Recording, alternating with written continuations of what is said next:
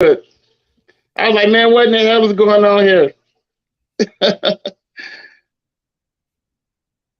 Raymond, I can't How's hear it going you. with you, Rob? Can you hear me?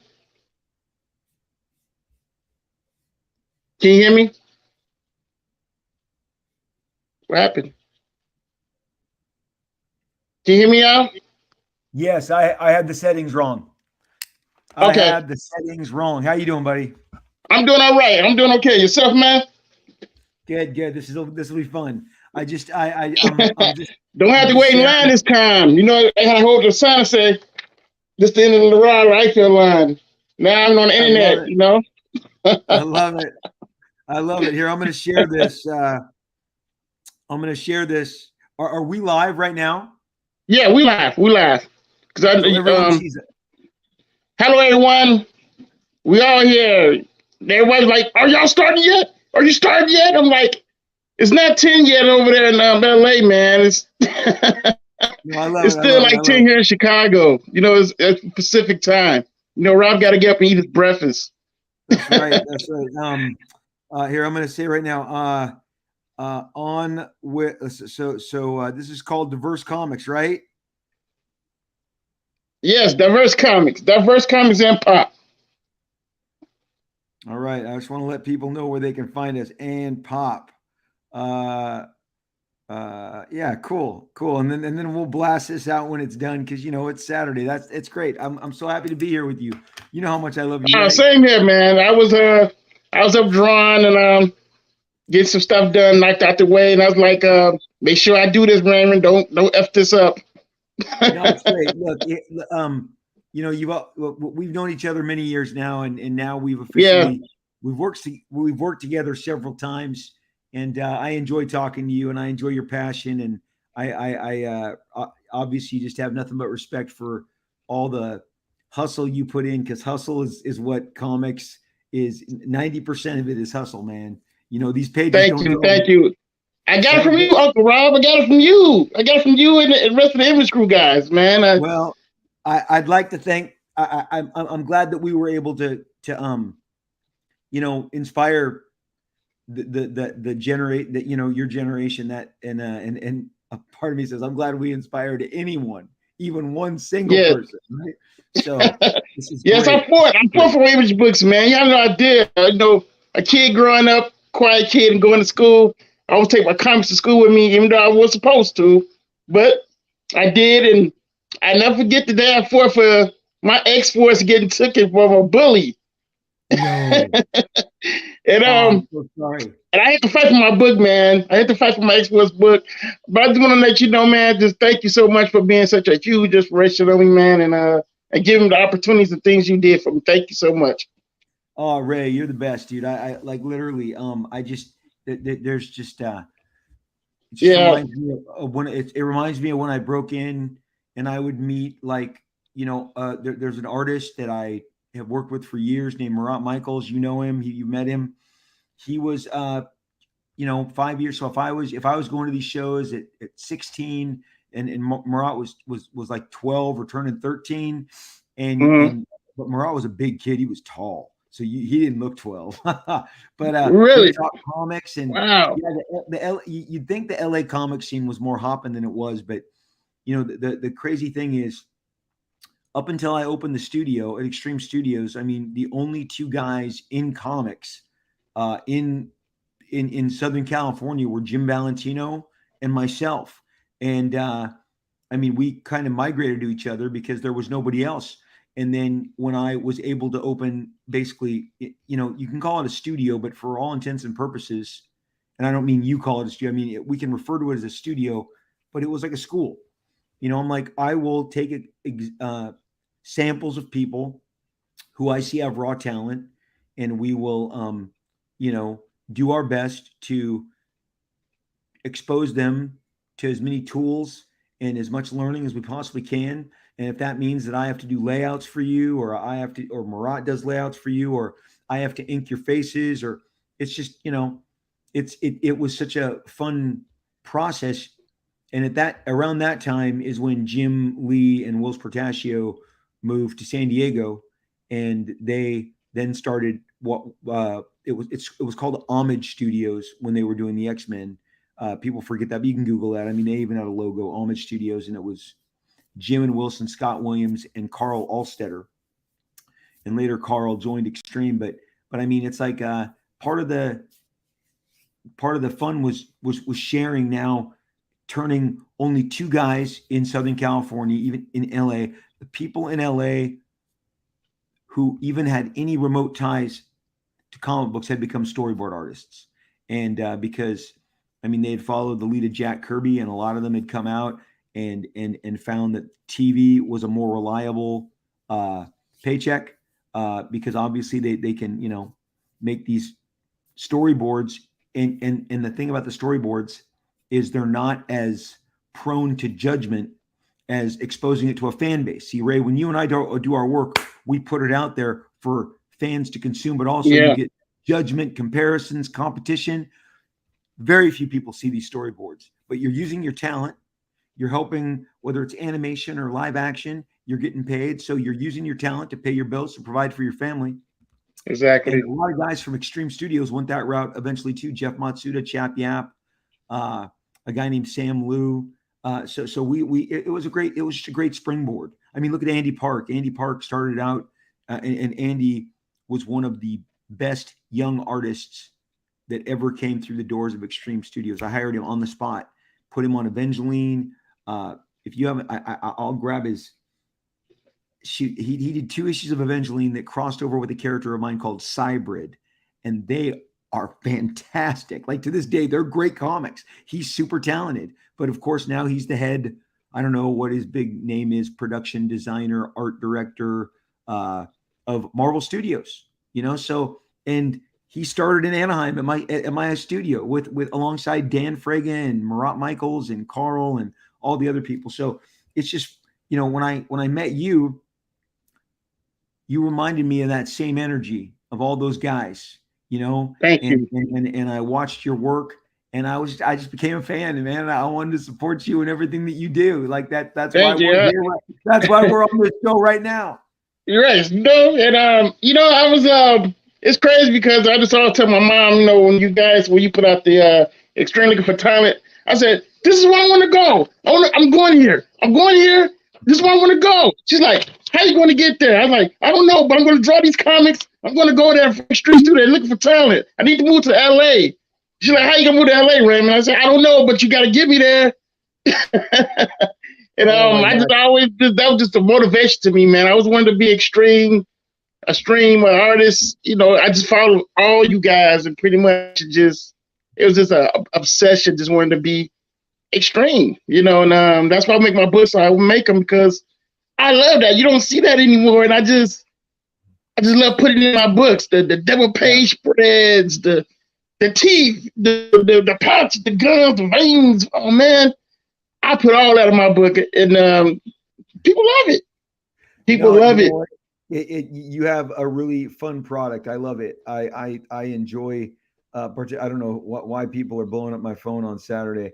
So I got to look down. I got to look down and answer occasionally. I got to get those old man glasses on. So anyway, hey, let me ask you a question. I want to ask you a question, Ray. Yes. What was your, because even though I'm quite a bit older than you, you were like at the end of my generation of kind of collecting as I became a professional. There's some crossover. What were some of your early comics that you bought? Oh man, see what it was when I discovered what my passion was. My mother brought me a thick Fantastic Four color, but you know, the real big jumbo ones back in the day. Yeah. And so then I had an uncle. He had all these comic books, man. This is like doing the 80s where I discovered stuff. And man, my first book I'll never forget was Spectacular Peter Parker. When he's fighting the Owl Man, it was like he was like in space and Owl Man. I know that. I forgot what issue it was, but I know because I got it. But that was my session. Then after that, I discovered all these books he had. It's an Al Milgrom cover. Al Milgrom drew that cover. I guarantee it. Go ahead. Yeah, that's it. That's the one. And after Yep. that, I discovered Legion of Heroes. All these heroes with with the DC with Legion of Heroes, all these superheroes, man. I lost Yeah. my mind. I lost my mind, and I that's what my pat. That's what all this the craziness came from was sneaking in my uncle's room, which I had no business doing. But he had comic books, man, and that's how I discovered all of my head. Alpha Flight. I just discovered all these books, man. I just fell in love after that. I just couldn't stop. I just couldn't stop getting them. Yeah. I mean, He might let me in his room though. that, and have you've always lived in the Chicago area? Yeah. Um, Comics is real big here, but the thing is, it's like some of these shops are no longer open. Like, there's a lot of them that closed down. During my childhood, I was growing up, like All American Comic Shop, they're gone. There's another one called I used to go to a lot when I went to go get the Young Blood book at it was called uh Sci-Fi Planet. I forgot the name of it, but they're gone. They closed down. So the only shop I go to is the one that's local to me now. It's really just close to my home. Is Alternative Reality, the one you be seeing me posting all the videos up. I just go there now because it's like every comic shop is like they don't last long. It's like they'll come and you won't see them no more. Okay. Okay. I was just curious. Yeah. Wasn't Moondogs a big chain for a while? The big chain was Moondogs, but they're gone. The only one we got big chain left is I know we got First Aid, but they're not big chain. But it's another one that they downtown Chicago. I can't think of their name right now, but they got two store. They got three stores within the downtown area. They kind of big, but Okay.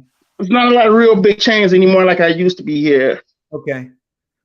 Yeah, no, Chicago's always been a great town for comics too. Did you go to the early when was did you go to Chicago Comic Con before Wizard bought it, or Yeah, did you I go? was going to Chicago Comic Con before Wizard took over, and actually I went to the tent they had set up for you guys there, Yeah, the and man, tent that was was great. crazy. I thought my mom was going to pass out, but she did. She made it through.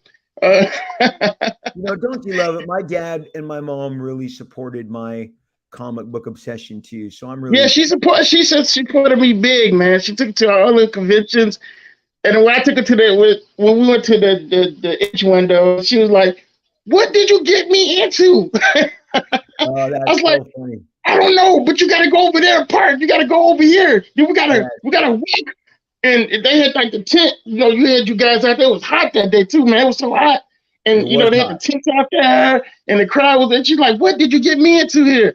I was Ray, this is so great. But I mean, again, If my Jim, mom was around right now, she'd tell you, man. She would say, "You had no idea that this kid had me just doing everything for like when the news broke out about Young Blood was coming out, and they had the comic scene. This time when you could get comics, magazines and stuff at the grocery store. So they had it like on a local grocery store. Man, I begged and begged her to get that magazine, but I had a lot of chores after that, man. She yeah, made sure I paid for that good. one. I threw Well, that on the Vader belt. And man, I just couldn't wait for that week to come out, man. You have no idea. After school, I went to the comic store and got that one, man. It just like, it's a lot of fond memories of me discovering your work.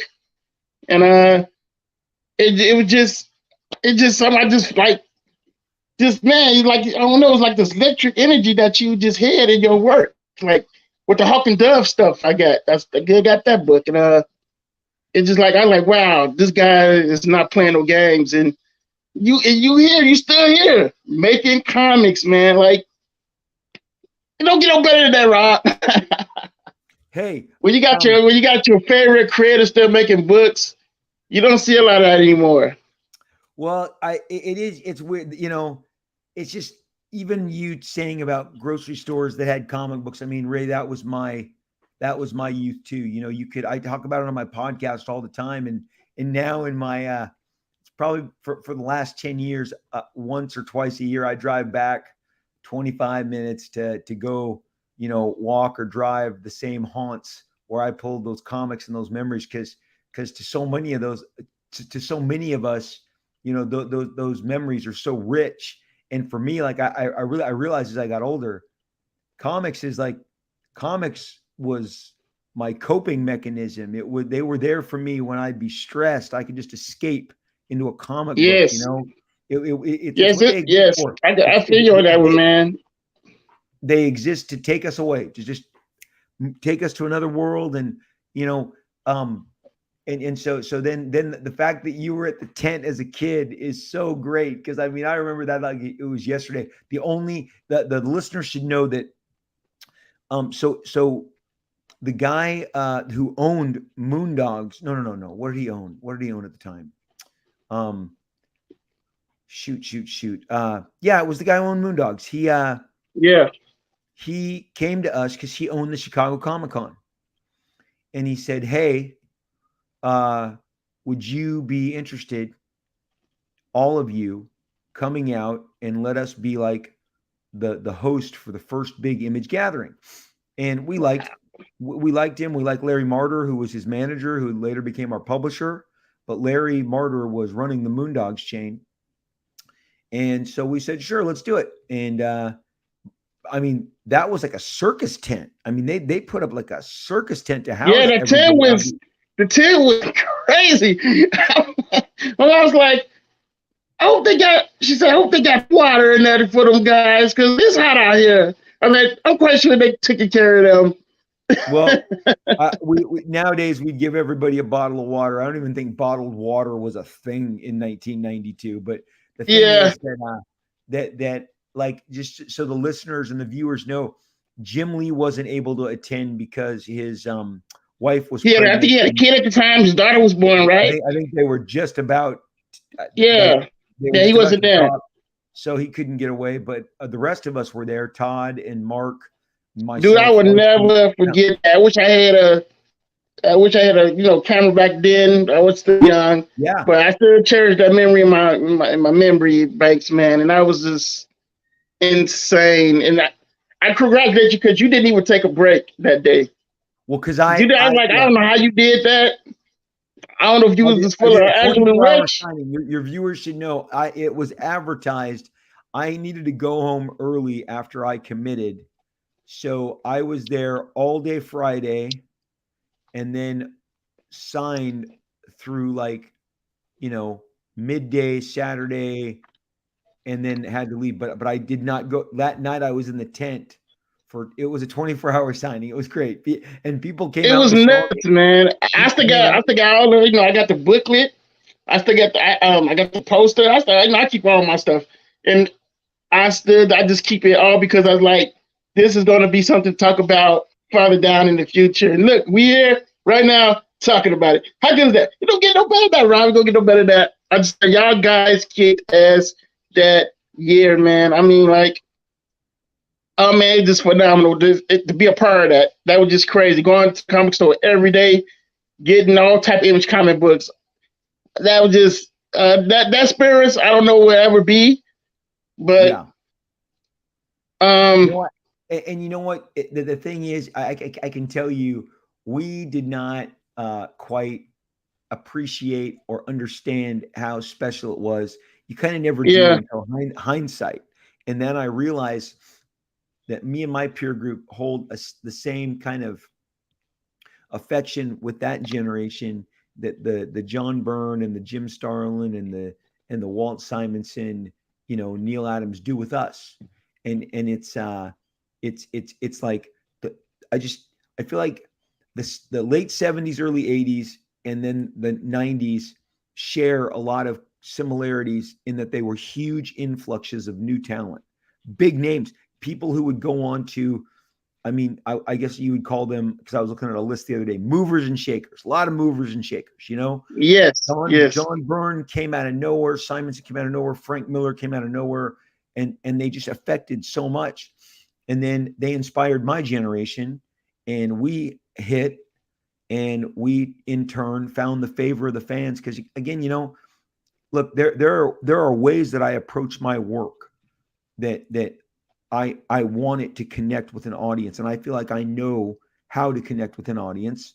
So that's, I feel like I want my work to be received in a certain way. And so I plan it out so that it will be received in a certain way. But at the end of the day, the audience decides if they like it or not, right? And they're Yeah. the arbiters of what is successful and what's not successful. And so I've been very fortunate.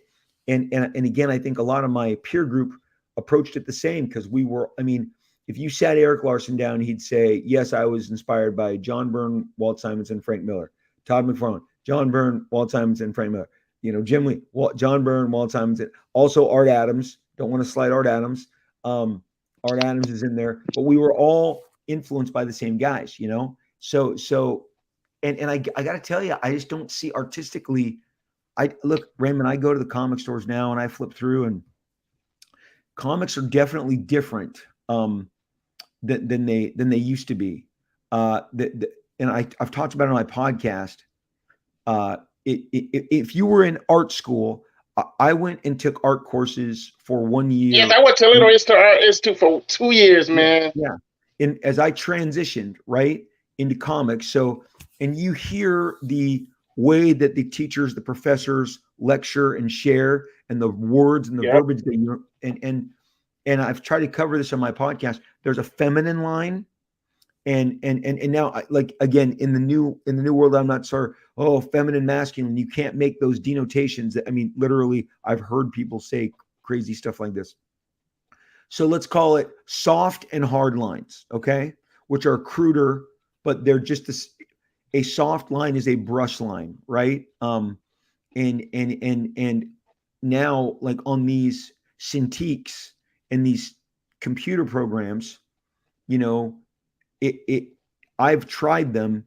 It's much harder to duplicate the hard line of a crow quill or a sharp pen than it is the soft swirl of a brush line.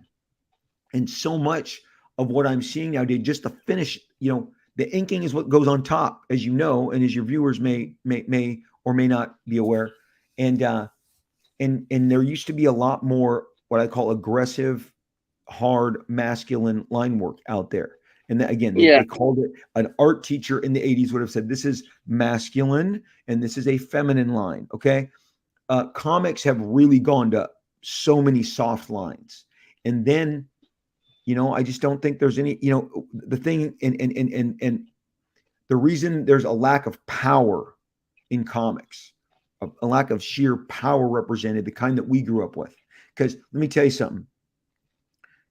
Jack Kirby inspired John Buscema. He inspired John Romita. He inspired Jim Steranko, Jim Starlin, John Byrne, George Perez, Walt Simonson, Frank Miller. Then we were inspired by that. What's cool now, Ray, and it's great because I see that you also have a style. I have a style. Everybody wants to draw the same. Have you noticed that? Everybody it's got to be correct and look photorealistic. I would never get into comics to draw photo. And really, it's no fun in that, man. I like to drive. It's like having an imagination of just being creativity, and it's about fun. That's the thing. What people are forgetting about comics is that it's supposed to be fun, man. All this serious. If I want to be serious, Rob, I go outside right now and just watch everything that's going crazy right now in Chicago. I just want to escape that and just create something that's fun, and it's about imagination. Like with Jack Kirby, when he used to draw those buildings, they didn't look like real, the buildings we used to accustomed to. You could tell he just had an imagination of fun, how buildings would just look in his world. And I think that's what people are misunderstanding when they're interpreting comics now. It's like this is not there no more. Like the passion of the shadow underneath the neck. You don't see none of that no more. The cross hatching. And you just don't really see it unless it's from either you or Dave Finch or Todd and the rest of the other guys still do it. But like the newer stuff you see now, you just don't see that type of passion. It's like everybody's just drawing on a digital tablet and they smack some color on it and call it a day. Well, but it's even like I'm not, and I really, in case you're watching, I'm not being critical. This is an acknowledgement. You can, I can just stand and watch history go by, and where we're at now is because the internet exists. Okay, I'm going to tell you two things that would have never happened had the internet existed. Jim Lee would have never joined Image Comics. He was feeling a ton of pressure to stay at Marvel. I've talked about this in my podcast. They flew out. I think the publisher, the editor-in-chief, the X-Men editor, his mentor from years past, Carl Potts, stay with Marvel. And he would tell us, he would talk to Todd and I and say he was uncertain. I'm not sure I'm going to go with you guys yet. Now, if the internet had existed, should Jim Lee leave Marvel and go with Rob and Todd? Jim would have watched the polls, and because people would rather you stay and work at the stuff they're comfortable with, okay? They would have never wanted him to leave X-Men, ever. He was drawing X-Men. Stay on X-Men and go to this unknown. And so then he would have a poll and graph charts and public opinion. Don't go with those lunatics. Don't, everything is so shaped by public, and where that pertains to comic art is everybody wants to play it safe. Everybody wants to play it safe, play by the rules, because going outside the rules may stir some opinions, right? May cause people to weigh in and say, hey, what are you doing? Why are you drawing like that? Because again, you walked into a comic store in 1990. It was no different than in 1979, 1980. I knew from my eyes, that's a Frank Miller drawing. That's a Frank Miller cover. That's a John Byrne cover. That's a Jim Starlin cover. That's a Howard Chaykin cover. In the 90s, that's Todd McFarlane. That's Rob Liefeld. That's Jim Lee. That's Wills Portacio. That's Dale Keown. Yeah. All the styles were prevalent. You knew it. Today, I swear to you, Ray, I can go grab 15 comics from Marvel and DC, and they are all very similar looking. They are all very, it's I do this all the time, and they don't even so much as explore with radical layouts either. And I'm going to tell you where I get my most stimulation still to this day is manga. Like, I go and I look at the manga section of the bookstore and I'm like, these cats are tearing it up. They're not trying to draw photorealistic. They're just like, yeah. And people are like, ah, and oh. And, yeah, they got the raging, the power going all over the place. And my two sons, who were, my boys, Luke and Chase, they played sports. They very physical. I mean, they knocked each other around, wrestled, and played basketball, played football. They were into sci-fi. They love movies, but when they hit their teen years, they naturally migrated to manga and anime. And I mean, there's nothing better than like this last summer, walking in, and I'm getting an echo now. Ray, is there an echo? Okay. Yeah, I turned that off because it kept popped up on my thing. Can you hear me now? Are you good? Yeah, we're good.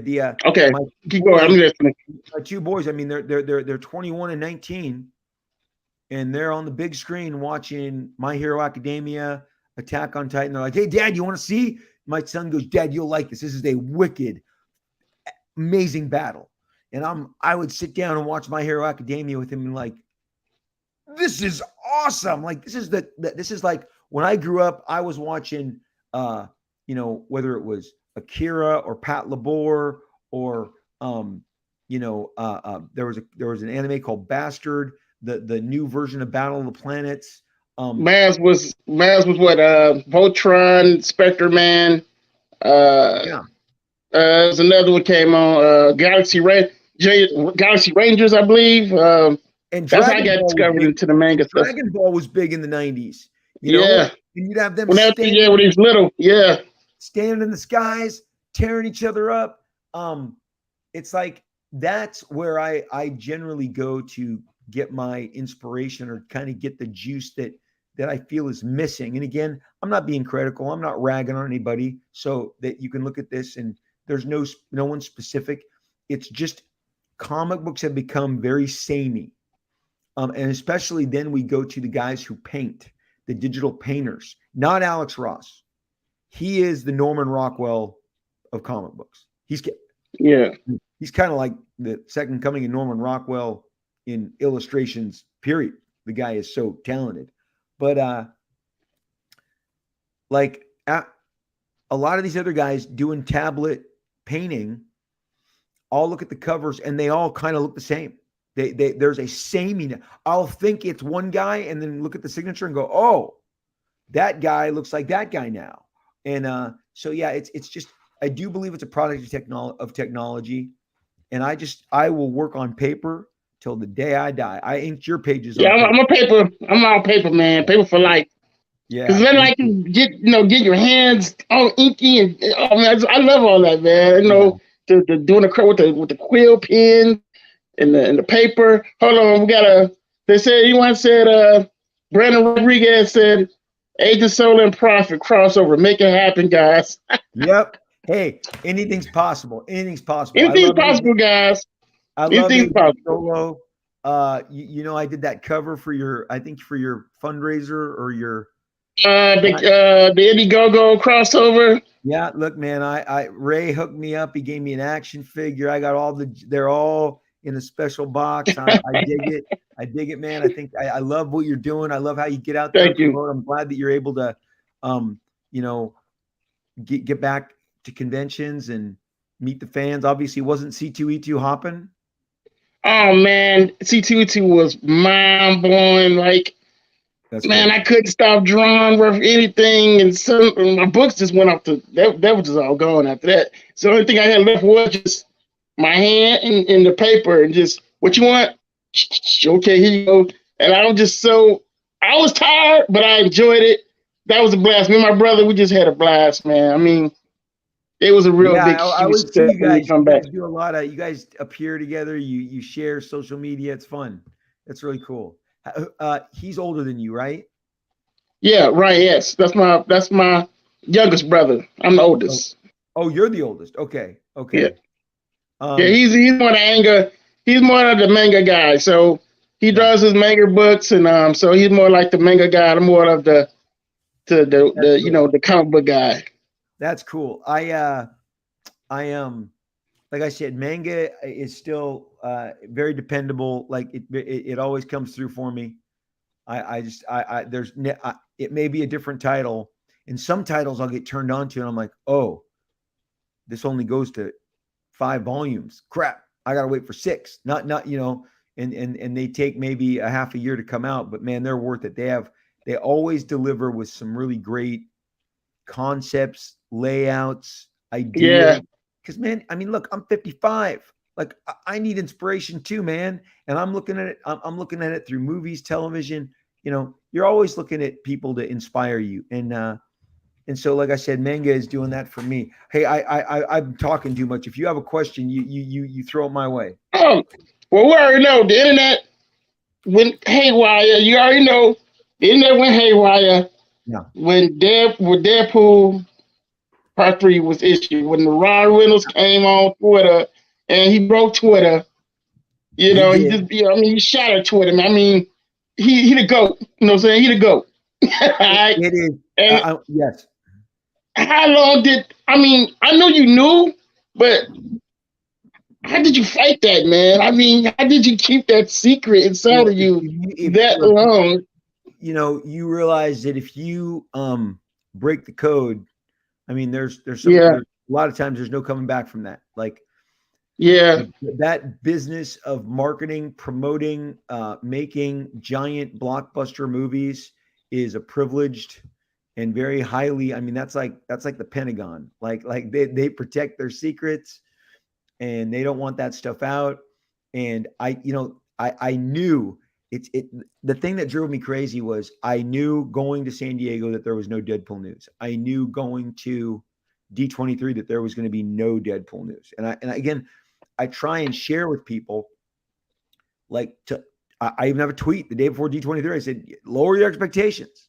And my favorite thing is when people say, you don't know shit. That's my favorite. When I'm like, oh, so this Zoom call I'm on with the Mickey Mouse logo and all the Marvel producers, that didn't happen. Okay. So here's the deal.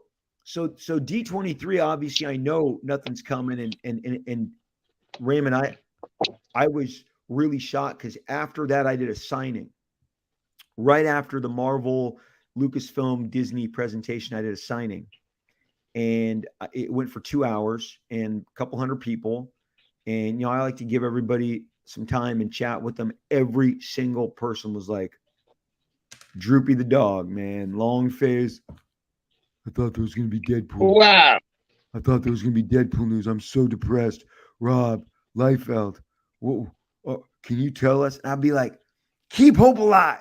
Keep hope alive. And I'm like, don't despair, because I knew behind the scenes things was happening, but timing is everything. And come on now, when you get that video where Wham starts and they're playing like they're knifing each other, I mean, it doesn't get better than that. That 90-minute video is better than most movies I've seen this year. Okay, with Hugh and with Ryan. And so it don't get no better than that, man. That was some very crafty marketing right there. I mean, dude, they were on the couch. They was just like when he started explaining what was going to happen with the cloud style. Like, oh man, this movie gonna be crazy. Oh man, I think that was the most best market I've seen so far this year. I was like, wow, this is insane, man. Brandon Rodriguez said, "Are we going to be doing any more collabs like the Brigade one?"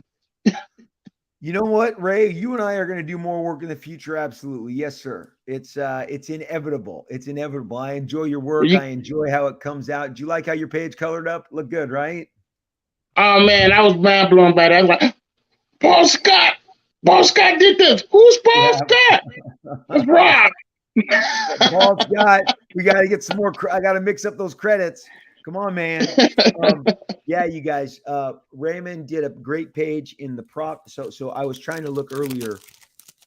All I have nearby is the sweet acetate cover. But yeah, your page came out great in here. Man, I was so nervous doing that, man. I was like, oh my God, I gotta make this right, because if I don't make this right, he's gonna say, go back to the drawing board, kid.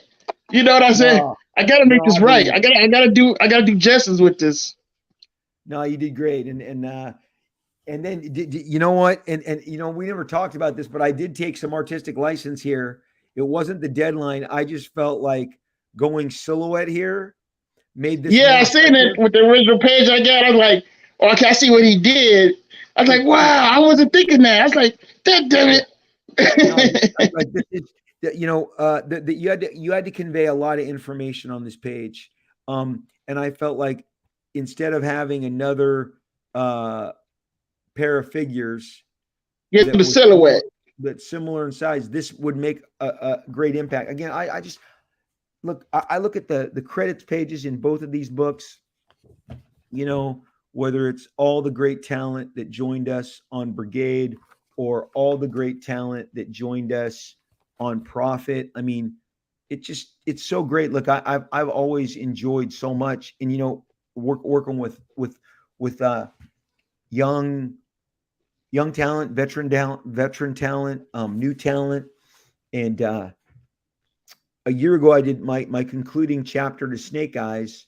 I had people like Wolf That book was mind blowing. I think you snapped on that one. I mean, wow! I never forget going back to the occasion, Raymond. I figured if I'm going to do G.I. Joe, and I may never do it again, I got to do it upright. And I figured on that last issue, I'd be like, you know what?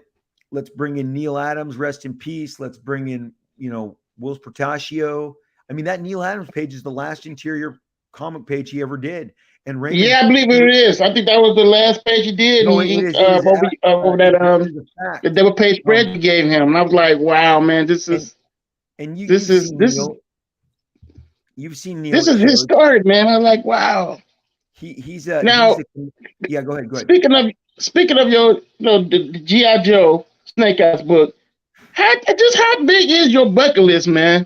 I mean, you did the Archie, which I still feel I they dropped did. the You know bucket, what? And but I'd still be doing Archie if that worked out because I mean, man, I was just so excited for that one. But I'm like, God damn! I'm like, why just couldn't stick to the G code? Why they couldn't stick to the G code, the comic code? you know Why? Why you had to go post that shit, man?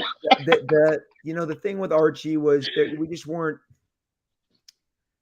I was doing Snake Eyes at the same time with IDW, and we got along great. And I felt like I did the same level of work I did for Archie as I did for Snake Eyes. But sometimes, like the relationship that I had with IDW was very smooth, Yeah, and I felt like Archie. I just felt like my opinion is that they were not as comfortable working with me, and so I just didn't like how the relationship was going. And I figured rather than sit and be frustrated, life's too short. I yeah, needed to get out of there. But your question was about bucket lists. yeah. Your And bucket list, man. I mean, I know your bucket list gotta be crazy, man. I mean, here's geez the Louise. you know what so I'll share something with you. This is a lot of what I would love to do. I've given up on because like I'm just not. We're for whatever reason, DC Comics and I have never truly gotten along. We just don't. We don't have a great history. Whereas you see with Marvel and I have a great history. I've been. I mean, I have this ridiculous I noticed that. history of success with Marvel. It's very comfortable. They are comfortable with me. I'm comfortable with them. We do some fun stuff together. A lot of work. My next, I have the sequel to Deadpool Bad Blood that's coming out in 2023. It's on the schedule. You'll see it. You'll have it. It's exciting. It has Cable. It has Wolverine. It has Deadpool. It is very timely. It has Venom Pool. It may have Venom. So the thing is, I'm constantly. I just feel like, and CB Cebulski came out and had lunch with me this summer. Dinner He was actually. here in Chicago. C22. He loves Chicago food. Yeah, he does. Boy, he loves that Chicago. Look, I'm a bit of a foodie, so I was drooling at all the pictures he was sharing. But we came out here and he's like, Rob, doors always open. We want you to have projects all the time. And we talked about some stuff that I can't talk about, but some other exciting Marvel stuff in the future with me.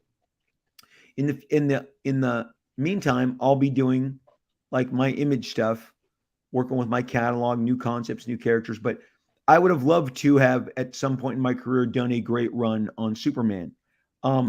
It's eventually someday, like way back when. This is about 20 years old. This is a Legion of Superheroes sample page. I colored it up. Wow. I colored it up in watercolors. It's right here. I always look at it. I did like 5 pages, and you know what? My good friends at DC, they thought that wouldn't be a good idea. And I mean, like the funny thing is, Ray, when you're like, okay, if this was movies, like when your box office is blowing up, right? And I've gotten, I was, Hasbro was trying to get me to do Snake Eyes, and I knew I had my project with Marvel coming out.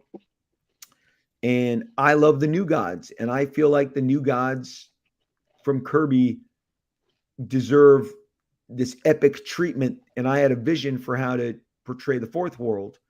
And I mean, it's like everything Deadpool and Cable was blowing up again. And I met with Jim Lee, God bless him, and I said I would love to do the New Gods, and he's like, nope. We can't Wow. and I'm like, dude, that would have so like conscious, man. I mean, I mean, you did a New Gods, but that color did you dirty, man. I'm sorry. That colorist, I don't know what they was thinking. And that That backstory really pissed me off with that colorist. I don't know. I can't. I know I got that issue, but I did not Forever like that People. colorist on your stuff, man. I don't know if he had a bad day or what he was doing. So here's the But deal. I come don't on. remember exactly who that colorist was, but to do that 5-page story in the back of the New Gods, the Forever People, and I'm super proud of it. Like, I believe the line art shines through. I think the storytelling, the layout. If you guys, man, I wish I knew which book it was in, but the it was called, maybe it was called Walt Simonson's Fourth World. Jack Kirby's Fourth World. I don't know if it was even called New Gods, but let's give a shout out. Hold on, people saying hello to you, Rob. What's going on, Wayne? What's going on, Paul? We see you guys. Brandon, nice how you guys join. That New Gods, Rob. I can't believe Jim said no to you for that. I can't believe that, man. Well, I wanted to say about the Forever People backup story that you're talking about. Like, the part of agreeing to do it was I had to agree to use the existing colorist. And that colorist clearly favored the color brown, because that 5-page story I'm like, it's brown. Like, the whole story, everything is brown. And brown is not the most, no, trust me. I wish maybe someday I'll recollect the pages and just color them myself and show everybody how they could have looked. But look, it shows how detrimental color can be. But getting back to because color can really, enhance or limit the appeal of a job. And I'm telling you, I was like, dude, throw me a bone. Just give me the New Gods. Jack Kirby, his ghost is right here. He wants me to draw this, man. Jack's right there with his arms folded and his cigar going, what do you mean? You're not going to give Rob. So yeah, it was, I look, he's the boss. Couldn't fight him. And I said, okay. Okay. And so now I go, the time that I have left, I'm just going to kind of do my own thing. I will always participate in the stuff that I created at Marvel, whether that's doing Deadpool or Cable or Shatterstar. There'll always be stories to tell there. But in the meantime, I'm building up new worlds, revisiting. I mean, again, Prophet has a huge... Man, I had so much fun in that book, Rob. Yeah, I was like, I'm doing Prophet. I'm the Prophet book. You're like, oh my God, I'm the Brigade. I was like, oh my God. I'm like, no, this is so real. Raymond, somebody even in their head said this is not real. Yeah, I'm gonna tell you something. It touched my soul. It absolutely touched my soul that so many of the people who did both books, a couple of them were like, Rob, don't you don't pay me. I don't want payment. Just being part of this. Like, they'd be like, Prophet was my favorite books. I can't believe Brigade is one of my favorite books. I'm like, no, we got to work out a payment here. But people would just be like, that's just an example of how excited they were. And then people would send in their page and thank you for allowing me to be a part of this. This is when I was 9 years old, I bought Brigade. I mean, I'll tell you, one of the guys who was super just generous about doing this. I mean, a couple of them. And man, Clayman crushed it. Clayman, oh yeah. He killed that cover right there. And I was like, oh my God.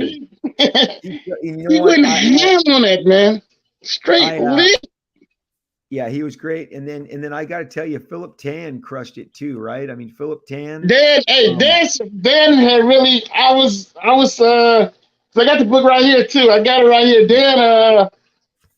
Dan really, he delivered. Dan delivered. And then Marriott just did his thing with the whole splash page thing. I liked that. Corey Hampshire, man. Most people aren't as familiar with Corey's work. Yeah, Corey, he delivered on here too. And I also liked I liked everyone on here, man. I liked who else is on here? I liked it. I'm looking for his name right now. Philip Tan. Philip Tan did an extraordinary job. Yeah. Right here. Great energy. Dan Frega, like you said, Dan Frega's killer page. I mean, he made that thing sing. For people who don't know, I that is like how this was really flowing, man. I mean, like, and see all the guys back. It's like the boys are back in town. It's yeah, like, yeah, like the song, "The Boys Are Back in Town." Man, I yeah. feel That's like right. this is like more of a reunion, Yeah, and I was everybody so happy to stepped be a up, part of it, man. Like and Mariah, really, I like this. The yeah, Mariah when that was crushed it. pretty just dope.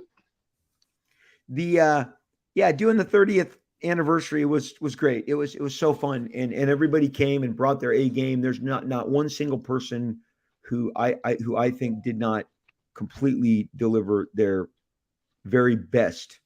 Like they put their very best foot forward. These books are really special. They're sold out.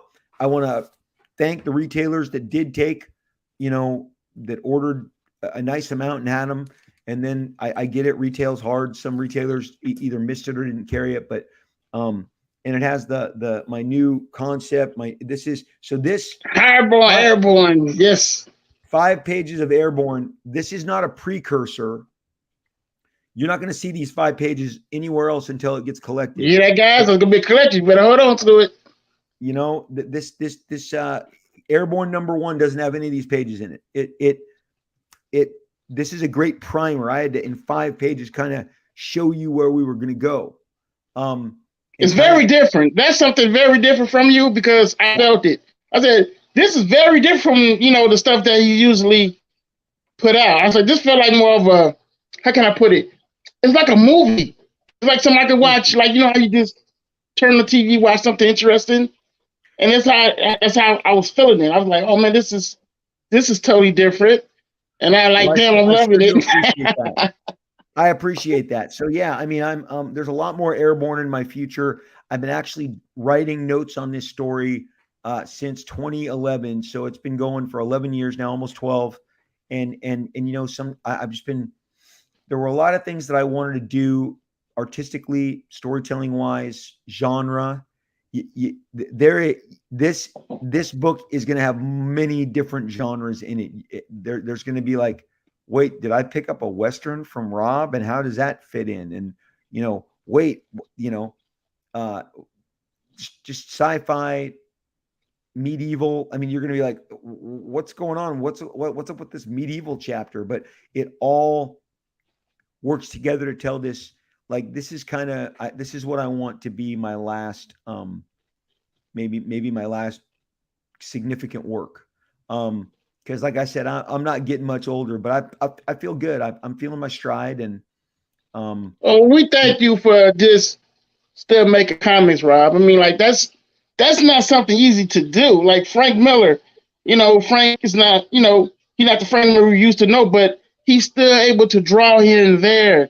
Like with the whole cover he just recently did. I mean, to me, that's an accomplishment, to do. People don't have no idea about that because when you age, we all get different, but you're still able to pick up a pencil, man, and still just give us that love that we still love. You know what I mean? I mean, hey, man, that's why I tell people don't take stuff for granted from the creators. Sure, give your flowers right now, man, because you deserve it. Like real talk. Well, I like I said, I really appreciate this, Raymond. I just I love talking to you. There's nothing I'd rather do than talk comic books on a Saturday morning, and then it'll live forever online. So that's cool. Yeah. Like it bums me out. Like a lot of my peer group they don't draw comics anymore. And like I said, whether it's yeah, I see it. I see that. I see it through shows and since we got the internet now. And it's really sad to hear certain artists that struggle now that can't produce comics, and it's really sad, because I remember, like I said, I've been reading these books since the 80s, man, and to see you to continue on that journey making books, well, man, thank you. That just mind blowing to me because a lot of people still can't do that. I mean, you still got the energy to do it, man. I mean, yeah. These are some of the new faces. These are some of the. I love that page. I'm like, oh man, this is gonna be crazy. This is some of the new faces in Airborne that you're going to see. I really and again, I tried to go all Jack Kirby Fourth World on. You went Jack Kirby ham on that one, man. I was like, Yeah, he because I was channeled like, Jack Kirby all through that one right there because it was giving me internal vibes and stuff. and again, one of the things, because I like to wear my influences on my sleeve. Like the thing here is the use of the circles and the Yeah, banding. that's Jack Jack, Kirby Jack, vibe. Jack, Jack put a lot of thick banding Circles. and circles, and I'm like, that's Jack, so I'm going to do that. And yeah, so it's inspiring. I'm digging doing it. Like I said, I'm going back and forth on that and the new Deadpool series that I have, and so we're just having a ball. I'm enjoying the journey of everything you put out. The Prophet movie. Yeah. You want to elaborate on that for a minute? I mean, Yeah. I lost my man when that broke news. I think did that come out in San Diego Comic Con? I believe. When news broke out about Jalen being the Prophet film has proceeded in like the best situation possible. The Studio 8 bought it. The guy who runs Studio 8 used to run Warner Brothers and greenlit all your favorite movies: 300, Hangover, Dark Knight, Man of Steel. Godzilla, everything in between. And he's a really, smart guy, loves movies, wanted a comic book movie like this. Then we went and we got an excellent writer with Mark Guggenheim. And I'm going to tell you, obviously I can't tell you the particulars, but Mark's writing was so good that we got a director named Sam Hargrave, who directed Extraction and directed Extraction 2, both with Hemsworth. And I'm telling you, Extraction 2 may turn out to be like the best action movie like ever. Like, he's so gifted, he's so talented, and we're so lucky to have him. He helped shape the screenplay to the point where we submitted it, and we sent it to Jake Gyllenhaal, and he said, "Yeah, I want to play this. I want to do this. I want to do this." And then Jake has, we already knew Jake was making like 3 movies ahead of time, and he worked with a writer right now that's polishing up the latest version of the script, and hopefully everything comes together and Prophet will be rolling sooner than later. And I'm telling you, Ray, that movie, you could call it another name aside from Prophet, in the story, the action, the tension, the consequences, the stakes. People will dig it. It's so well done, but comic fans will recognize it. It is really torn from the pages of the comic book, and it is very much reflects, if you bought early Prophets, Youngblood 2, all those books. And you know what, right? Here's the other great thing.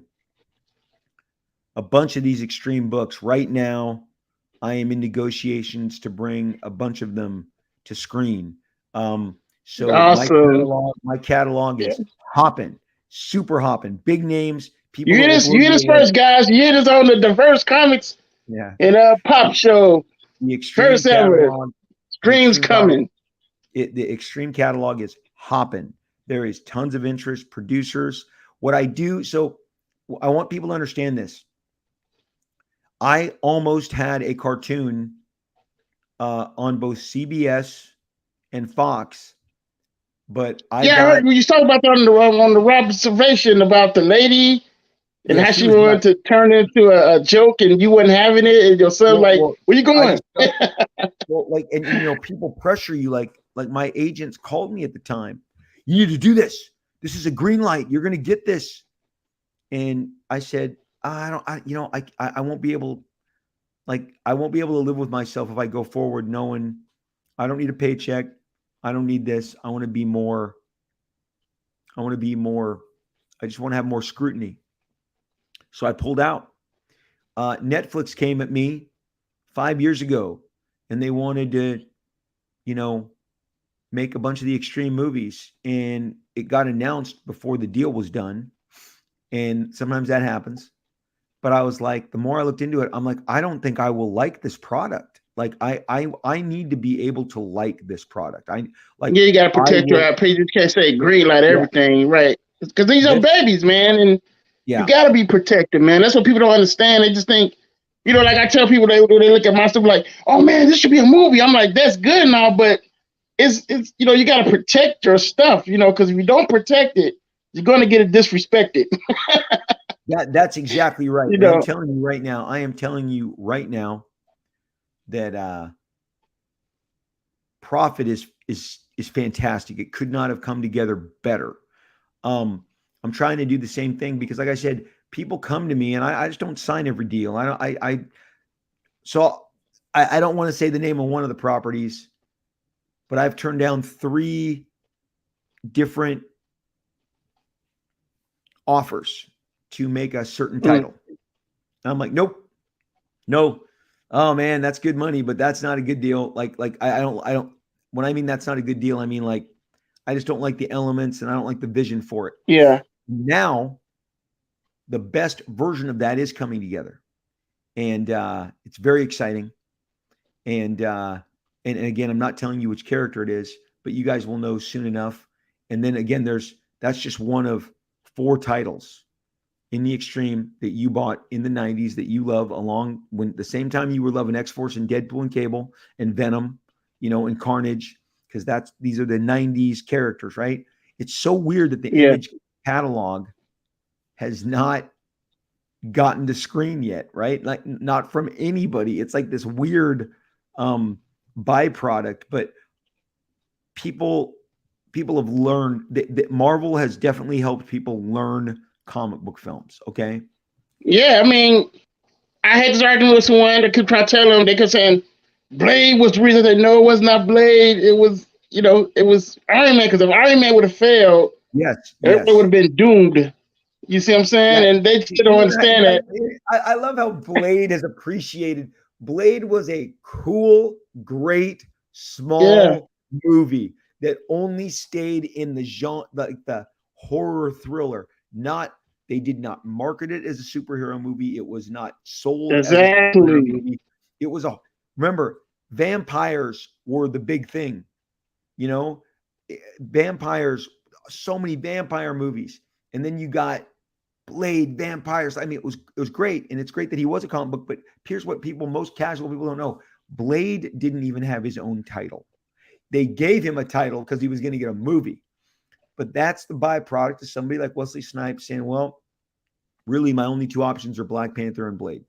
Those are the 2 best characters that I could portray."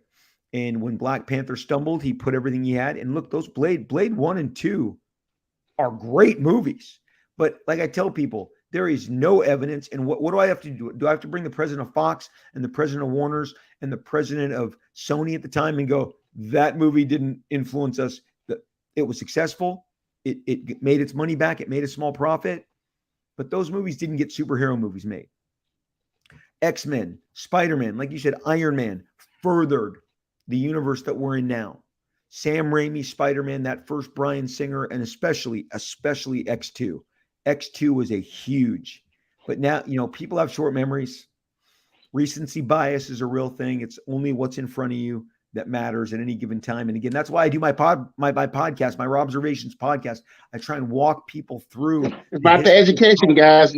That's what it's about. And you give. It's like it's almost like I'm in school, man. When I'm listening to you, when I'm up in the mornings, I'm working on the draw table. It's like I'm in school listening to Mr. Liefeld explain the history of comics. Okay, Well, everyone, open up your books. Chapter 16. This is about Marvel and the beef they had with DC. I mean, I yeah. stuff you Marvel. Oh man, all this happened, and it's like, all right, do your homework. You bring back assignment due next Monday. I love this stuff, man. I think you're doing a phenomenal job with that because it's very thank you. educational. It's stuff I I'm don't gonna, even know about. I'm, That I'm listen gonna, I'm to gonna you, tell I'm you, like, Brandon. that happened. It's funny. Like there's a story that I purposely didn't share for like 6 months because I go, everyone knows this story. I'd just be wasting everyone's time. And that was the Todd McFarlane debating Peter David in the Philadelphia show back in the 90s because it was such a big deal at the time and the magazines covered it and everybody in the business and fans talked about it. But then you share it and people are like, I didn't know this happened. And then I'm like, it's on YouTube. It's recorded. Like it's out there. You could see it. You could see Peter David. You can see him. You can see Todd get sad when he realizes that it's a totally crazy pro Peter David camp. And they're like, yeah, like they're stick it to Todd. And Todd's like, I came here to have fun. Like Todd's like, I came here to have fun. Like these people want a pound of flesh. And I know after talking to Todd after that happened, he was like, man, like, and Peter is, I got to be honest, if you watch those videos, it's on camera. Peter comes off as kind of mean. And I think, Yeah, you know what? I seen Peter, and like I did the Florida con, I did all the other cons, and it's very sad because no one's really going to his table like that, man. I mean, it's like have a freaking jar, a tip jar. It's very sad, to see that. And I'm like, wow, nobody's not going to this guy. You know what, Raymond? Here's the deal. We see it in sports, and I've always compared sports and comics because everybody gets their heroes. Everybody gets their guy that they want to believe is the best. It goes back to, Jack Kirby, Neil Adams. When I was a kid, people would argue, John Byrne's better than George Perez. No, George Perez better than John Byrne. No, John Byrne, and then Todd, Rob, Jim, and those are arguments that are still going on. And they're like sports arguments. And what we've seen now more than ever is longevity matters. And that's why Tom Brady is playing so long. Imagine if Tom Brady had retired after Deflategate. He wouldn't have the same reputation. He kept winning Super Bowls. He added more. LeBron James is changing as a lot of minds. I know there's people who already just immediately worshipped him, but he's changed. He's turned a lot of people around by just staying at it, showing that he's super gifted, given that he's a lot older and still playing at a high level. And that's just two examples in football and in basketball. But whether it's baseball, sports, some of these coaches, a lot of your relevance is determined by the level at which you continue to play the game. And comic books is a game, make no doubt about it. It's a game with nowadays 30, 50 covers. There's a book that came out a couple of weeks ago, had 56 covers on it, that it's now a game. Collect them all is a game. Okay. That's why when people ask me what I'm most proud of, I go to New Mutants 100, sold 1 million copies, went back to press 4 times. It has one. Dude, cover. That was a time of my life right there. I appreciate that. So anyway, so when we talk about somebody like Peter David, I know it's sad. I feel bad for him as well. And he was, I can speak from personal experience. Peter had a lot of vitriol, and he was nasty to the Image guys. He went out of his way to always point out everything that he thought we were doing wrong. Yeah, I remember in the columns, and the Hulk columns, you were right. These absurd things about you guys. I'm like, what's this deal? Then the older I get, I see these people, like I see the Jamal Eagles, and these guys are really lonely at these tables, man. I'm telling you now what I be seeing, and I'm like, like Jamal Eagle, people used to go to this table when he announced, I'm not drawing any more commissions of Superman and none of that no more, dude. So you think anybody went to his table after that when he said that? It was like crickets. I don't see. Okay, so I don't know Jamal. I didn't know his name was pronounced. That Eagle. Internet stuff is real when when you're doing stuff like that, and I just you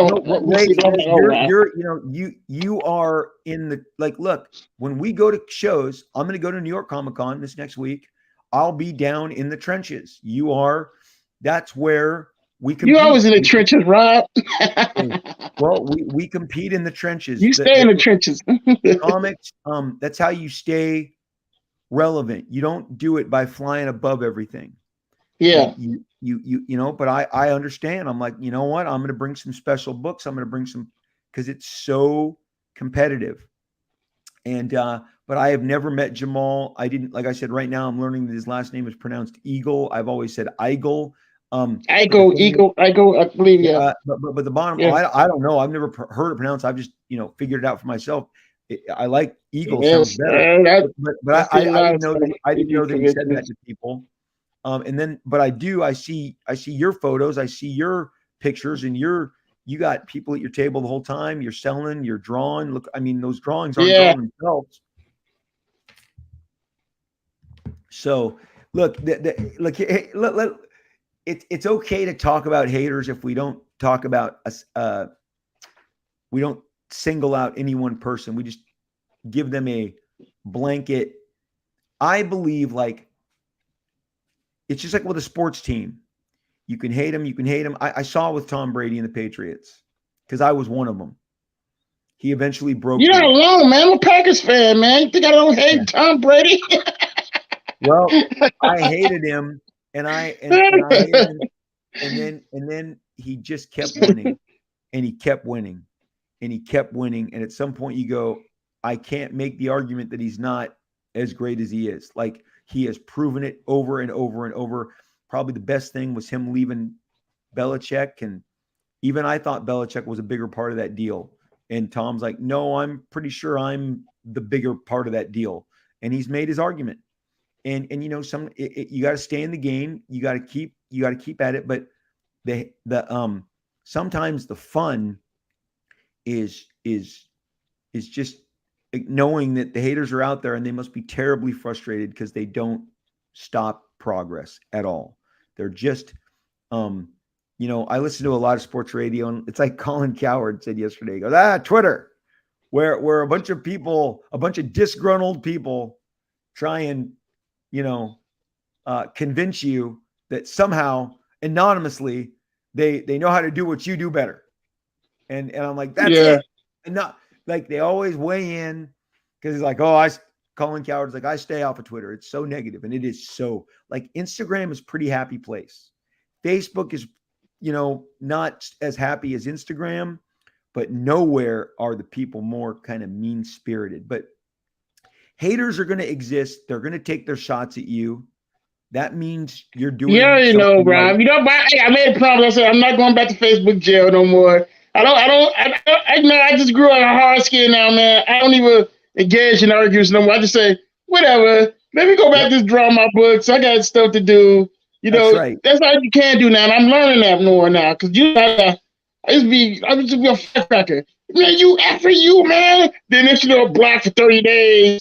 Then I'm back again. Hey, you blocked for 30 days. So I'm like, cut this out. It's getting old. You know, it needs to stop. You'll hear it here on your show. I may have mentioned it on my podcast before, but I'll say it again. I think he was probably 17-year-old son. My oldest son told me, you know, 5 years ago, Dad, stop arguing with people on Twitter. This is stupid. You don't respond. And he's right. He's right. And I go, Luke, I don't. I block him. He said, stop blocking them. They show the blocking as like a victory. I got blocked by Liefeld. Thank God for the mute button. Raymond, I just turn you off and I move on. Turn you off, move on. Like we're done. Yeah, you know what, Rob? I do that too now. I don't. Yeah, they're like, why did you block that guy? It's like, no, because if I block him, he's just gonna give more up to still talk crap. So I leave him. I let them be on my. I let them stay and just chilling with the success, man. That's all I do. I just kill them. You know, they can't take it. That's good for me. That means I'm doing my job. You hate it, good. You see it. Yeah, the Facebook I actually will generally block. Sometimes you gotta get rid of certain ones. There's no mute button. But on Twitter it's just mute you and move on. I won't see your negative energy anymore, and that's how I prefer it. And you can if you're screaming at me, I don't see it. Like I like that's the best. It's just muted. So look, and here's the deal. I said this in a column that I wrote on my website about a decade ago. You show me your favorite person, and I will go to the internet and show you where they are ragging on him. Anyone, I'm talking to anybody. I call them, you show me your sacred cow. I don't care who it is. I'll show you a group of people who are taking a shit on that. They hate Aaron Rodgers, man. Everyone I hate, they hate him, right? You know, you'll be surprised, right? I understand what you talk about. It's the truth. It's the truth.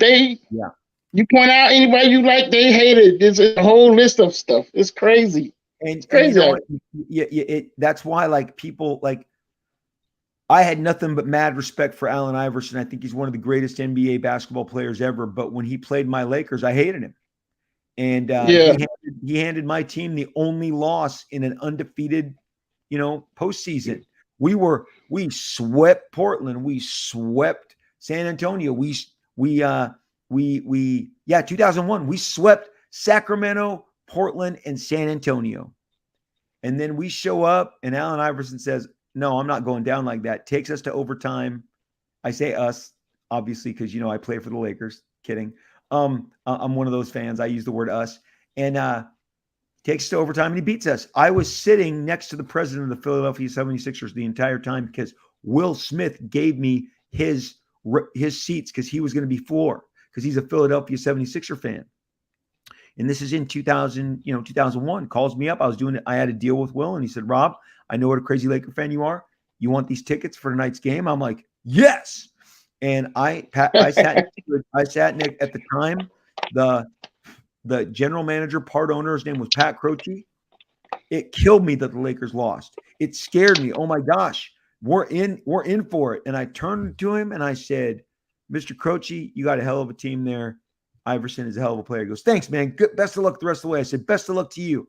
Because, I'm sitting next to, obviously, a gazillionaire, but I wasn't going to let that stop me from like, "Yeah, go Kobe, Shaq, yeah." And whenever they dunk on the Sixers, I go nuts because I'm like, we're like 5 rows behind the Sixers bench, But I'm like, I'm a fan. I'm gonna cheer for my Lakers. But like, I respect Allen Iverson. The guy is one of the great all-time shooting guards, point guards, ball handlers, players, period.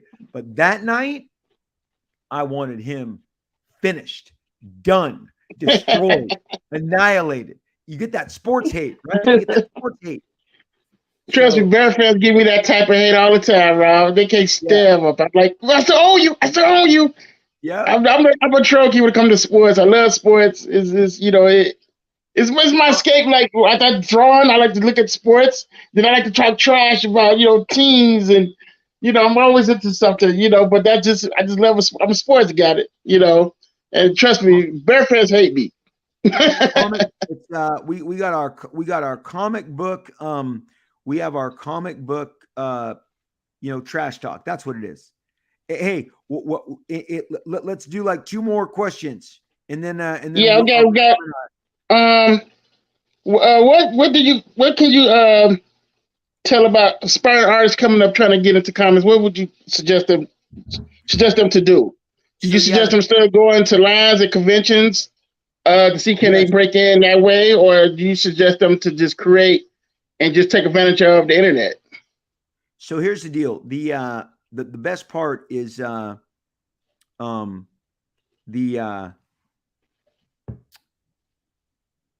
thing is that we are in an incredible age where there is so much more open to young artists to share their work and get feedback. And again, like you and like me, like I drove 7.5 hours up the coast to go to Oakland, California to wait in line to get my work hired by Marvel Comics. And even then, DC Comics said, "We're not evaluating anybody at this time, but we'll take this and we'll call you when we get home." And they did. But when you're sitting there, you want to answer right there. But you go, "Oh man, they're going to throw this in the trash." They did. They hired me. DC got back to me before Marvel, even though Marvel hired me on the floor. But the other companies, Dark Horse Comics, Eclipse Comics, First Comics, I'm trying to think the others, they all said, "Hey, we're not even looking at samples. No, thank you." I'm like, what? So it was the school of hard knocks. Now, you can literally send a link. You can, the ability to share your work. I'm talking to a guy who does not work talking to you. You don't work for the major publishers, but you're out there, you're using the internet, you're using all your social media platforms to promote your work. You're grinding on the floor of the table. I'm going to grind on the floor of the table next to New York. That's what we call it. We call it grinding. I don't care how, big or small you are, when you sit down, you enter Artist Alley, you're entering the pit, and you're there to, to grind and to work and to perform for fans. I mean, I'll tell you, Raymond, for the last 10 years, I stand when I sign. I don't sit down. You've seen me. Yes, you do. That's true. That's true. You do not sit down at all. If I You got an be up. line, I went to Houston. I went to Bedrock Comics 4 months ago to do a signing there. They had 500 people signed for 7 hours. I never sat down because I felt their pain. It was like 110 degrees with humidity outside. So they tried to get as many people but there was always hundreds of people under the awning outside. So it's like that Chicago 10 experience all over again. But I feel like if you're standing, I'm going to stand. If you're waiting for 3 hours on your feet, I will be on my feet. That's how I do. So again, the grind is real. But my advice to young artists is stay at it, learn, take advice, ask artists for advice, and be prepared to have them criticize your art. This generation doesn't like to be criticized either. They take it far too personal. Take what you think applies to you. If three artists tell you the same thing, you might want to work on that. Because they're all seeing the same path for you to correct whatever it is that you could do better. So that's my advice. Okay. Last question. This is the last question for everyone because Rob got to get back to what he's doing. So tell everyone, Rob, are you ready for some basketball coming up in October, man? Are you ready for your Lakers? I just want to know that. How do you think about them getting, what's his guy's name, man? He's from here from Chicago. Yeah. He's special. He already talking crazy, talking about they need me. I want in the playoffs. I'm like, this dude cannot help himself. What do you think about this, man? I just want to know that. So here's the deal. So I'm going to take you on this. Okay. When Magic held his press conference, I was, when the 1980 Lakers won their first with Magic and Kareem, when the Showtime Lakers started their winning streak, I'm 12. I'm 12 years old. We watched that game, was broadcast late night. I watched it with my dad after the news because it was tape delayed, and fell in love with the Lakers. The 80s were great, all those rivalries. And then Magic, announced he had AIDS. Marat can tell you, we both held back tears. We watched it in the studio and couldn't believe it. How could our favorite player, suddenly have these health issues? We didn't care how he got AIDS. We just knew he's saying his basketball is over. In his prime, people forget, he's been playing for 10 years. That's a decade. He's gone. He's leaving. So then the Lakers kind of obviously had a bad decade. Then they started making big moves, getting Shaq in the offseason, in free agency, and then getting that Kobe Bryant. And Kobe Bryant was on the national news prior to that because he was dating, Moesha, or what's her name, Brandy. And like he was taking Brandy to the prom, and she was the big star, and everyone's like, who's this basketball player kid? So then I watched Kobe come, and I watched Kobe. Kobe was like my kindred spirit, even though I was in my 30s. I just go, I dig this kid. He's not going to be, I talk about on the podcast how people said, let the Bronco buck. And editors are like, oh, we gotta bring this Liefeld kid, we gotta set him in line. I feel like that's what they tried to do with Kobe too. Then they unleashed him and he went crazy. And why am I telling you this? Because two things. When they lost to the Pistons in the 2004 finals, I didn't talk for like 3 days. I could not believe we didn't win that series and that we went down so poorly and showed so poorly. And I could see in the finals how much they hated each other. And I knew Shaq was gone. So it was totally, we didn't just lose the finals. We lost the team. The team was breaking up. It was over.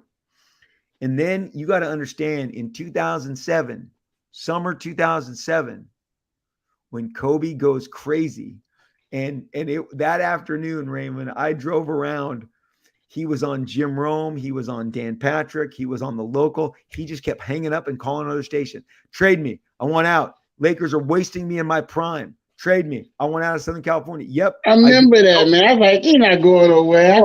Yeah, that was like, oh man, that was crazy. Like that the Bulls trying to get him too.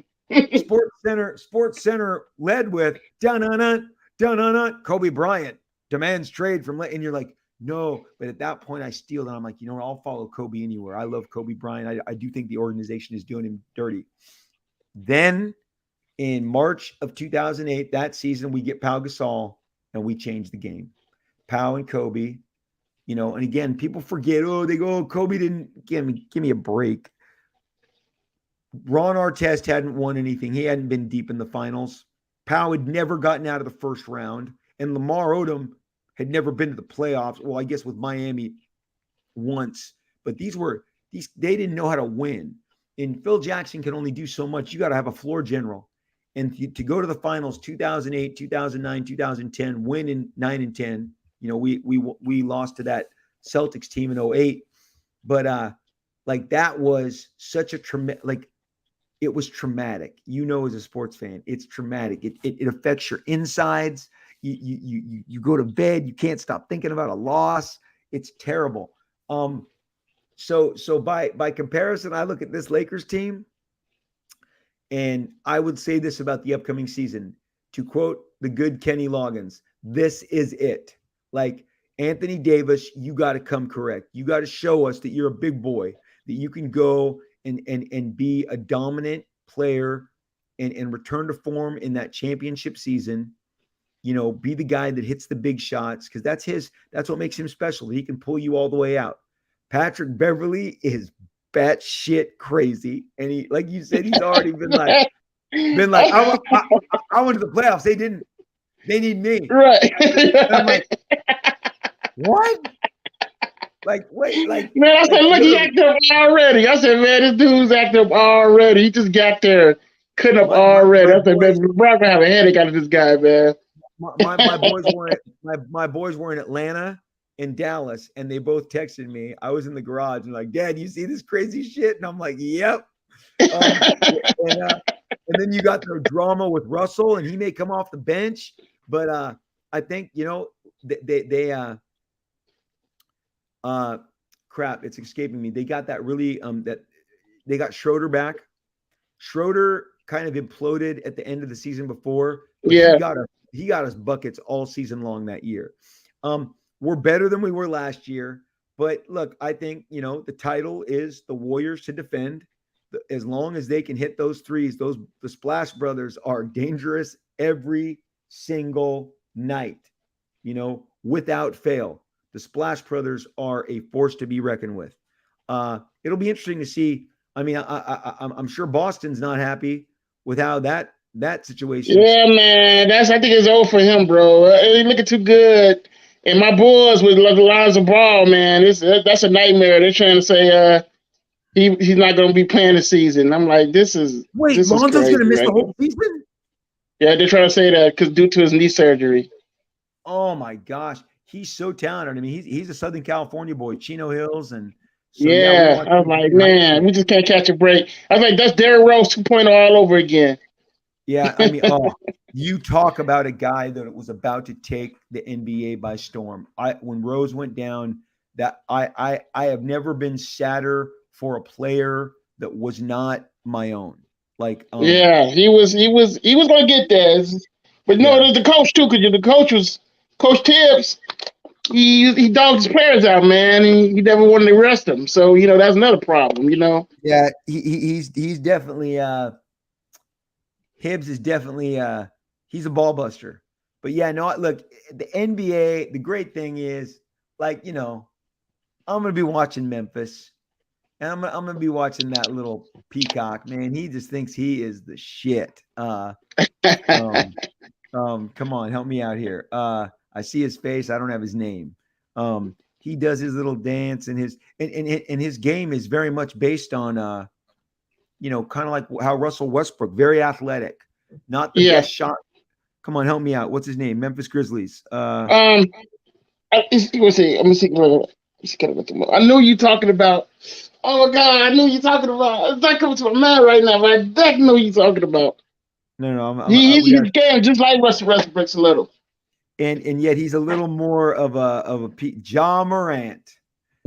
John Morant, the guy, he can ball like crazy. But I'm like, man, you guys, they celebrated too early. Like they gave they Yeah, gave Patrick Beverly brought that to them. He gave them that. He brought that hype to them. Had them thinking, it had them acting cocky like that. So they figured they could just beat anyone. So that's gonna be interesting seeing them play again. it's gonna be a great. It's gonna be a great season. But my Lakers, it's gonna be hard. I mean, and then you got Luka in Dallas. That kid's phenomenal. He's phenomenal.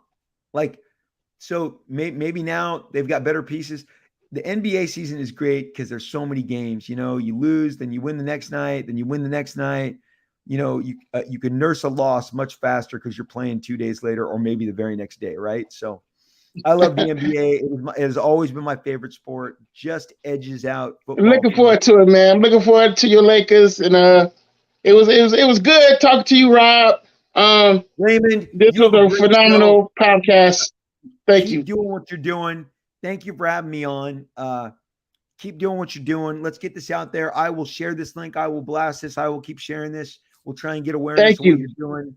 And thank you so much for having me on. Before we go, Tough North Toys want to let you know he loves X-Force. He loves your cable. Thank you. I appreciate that. I appreciate that so much. Everything. Look, you gotta understand. I got cable right here. He's right within reach. Okay, I got cable right there. I got that one. I gotta be delicate with this one. I got this one right here. That's a good. I don't have that one. Yeah, I see that. That's a Mednix or something. I forget the companies, but yeah, cable and versions. This is amazing how they just brought all this. How they brought all that extra figures of cable out, man. I mean, it's mind blowing. Look at the guns. Look at the guns on his back. Look at the guns on his back. Jeez, Louise, that's insane, man. Yeah, this is. And I like how they got the power coming out of his eye with that's just. Isn't that great? Isn't that great? So yeah, I love it all. I love that stuff, man. Hey, Raymond, thank you, bro. Thank you so much. I just had such a good time hanging with you, and keep promoting comic books, keep drawing comics. We're gonna work again for sure. And thanks for having me on your show, man. You too, Rob. Thanks a lot. All right, take care. You too now. Thanks everyone for coming on, guys. Thank you, guys. Thank you so much. I love you guys all right? And yes, Agent Solo, more Agent Solo's coming. Yes. No extreme, no more string stuff, okay? Thanks, guys. Thanks a lot. I love you all. This is going up. Y'all take care, all right? Be safe out there. I love you guys.